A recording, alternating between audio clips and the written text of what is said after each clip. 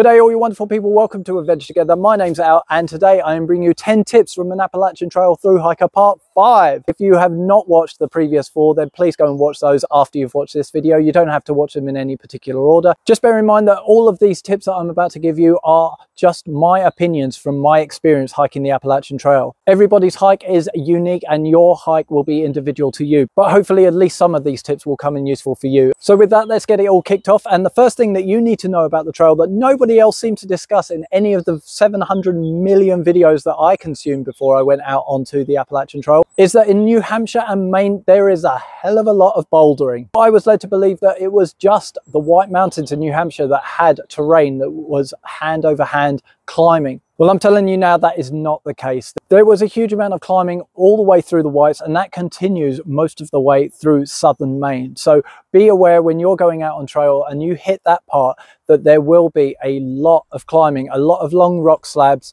and a lot of bouldering to contend with. The second thing that you need to know about the Appalachian Trail is that the roots, rocks and mud never ends. It just continues from the start of the trail to the end of it. So please don't let yourself get wound up by stubbing your toe on roots and rocks and having to contend with ankle deep mud.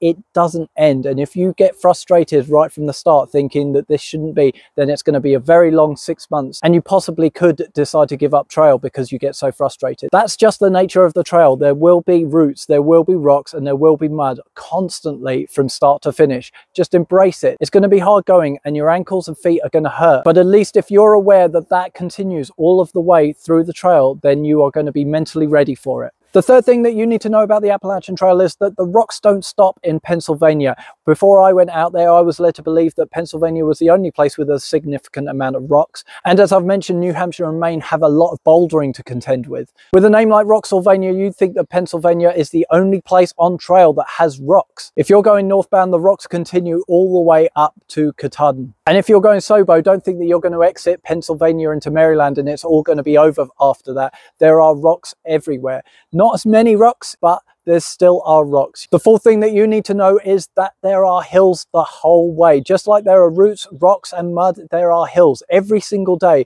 you will have to climb a mountain, and it could be more than one mountain. Some days it will have to be multiple mountains. So be prepared when you go out there. You will be climbing hills every single day for 6 months. The next thing that you need to know about the Appalachian Trail is that, as far as I remember, there are only 4 areas that have a significant distance of trail that have flat sections in them. The first bit of trail that I remember that is flat is between Boiling Springs and Darlington Shelter. The second bit is in New Jersey, where there's a part that flattens out and goes through a town. The third bit of flat trail is a 6-mile riverside walk in Connecticut.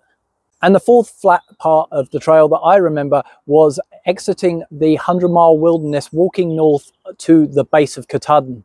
As far as I remember, there weren't any other flat sections. There may be some that I'm missing, but those were the only ones that I remember that were significantly flat. The sixth thing that you need to know about the Appalachian Trail is that in Maine, there will be a lot of river crossings. So you need to make sure that you're doing these safely. My tips for anyone who's going to ford rivers is that you have to be careful on these ones. You can't just storm through it expecting it to be just like the last. Just because the ones that you've crossed previously on trail were completely safe doesn't mean that that particular river is going to be safe to ford. So when you turn up to a river, my advice to you is try and make sure that somebody's there to spot you. You don't want to be alone when you're going, because if you get washed down river and there's no trace of you, then there's nobody who's going to help you.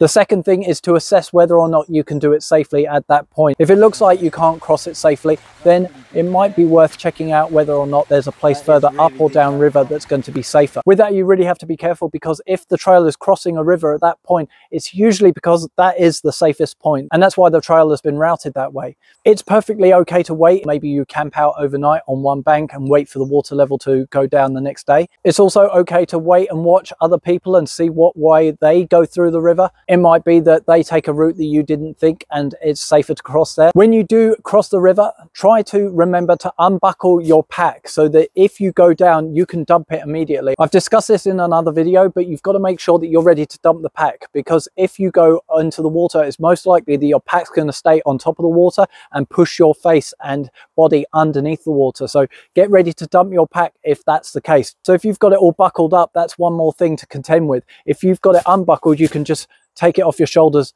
and let it go. When you are crossing the river, don't use the wrist straps on your trekking poles, just hold them loosely, because again, if you're going to need to discard those, you don't want to have them linked to your wrist. But do use your trekking poles when you're going across. They're going to give you those 4 points of stability. Make sure you're walking slowly and ensure that you've got a stable footing before you move your next foot. You don't need to be in fear when you ford a river, just be respectful of the fact that it can take you off your feet very quickly. The next thing that you need to know about is the Kennebec River Ferry. The Kennebec River is a particularly wide river that the Appalachian Trail crosses, and at peak times of the year there is a ferry that crosses. There's a company that works on behalf of the Appalachian Trail and will canoe across and take 2 hikers at a time across the river. The Appalachian Trail Conservancy highly recommend using this. Do not try and ford the river on your own. It can get very, very deep in parts. So stay dry, and if the ferry service is available, then use it. The next thing that you need to know about the Appalachian Trail is that Virginia is not flat.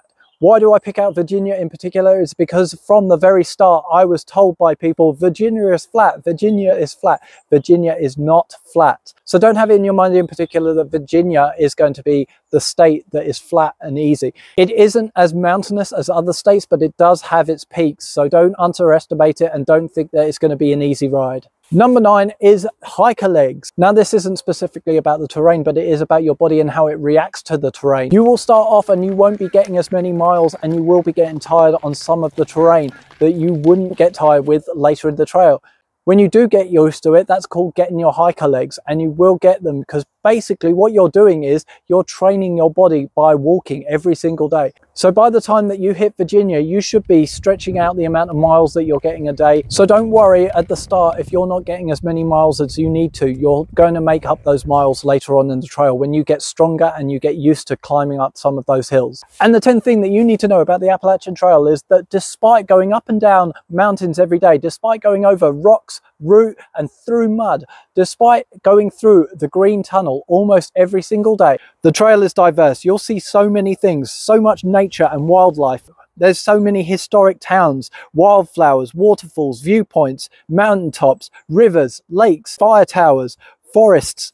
The list goes on. People often boil down the AT to just being a green tunnel that goes over mountains for 2,200 miles. It's so much more than that. It's an incredibly diverse corridor of nature and rural communities. Appalachia itself is an incredible place that's steeped in history. There's so much to learn and so much to experience. This isn't just a walk in the woods. It's an exploration of where culture meets nature.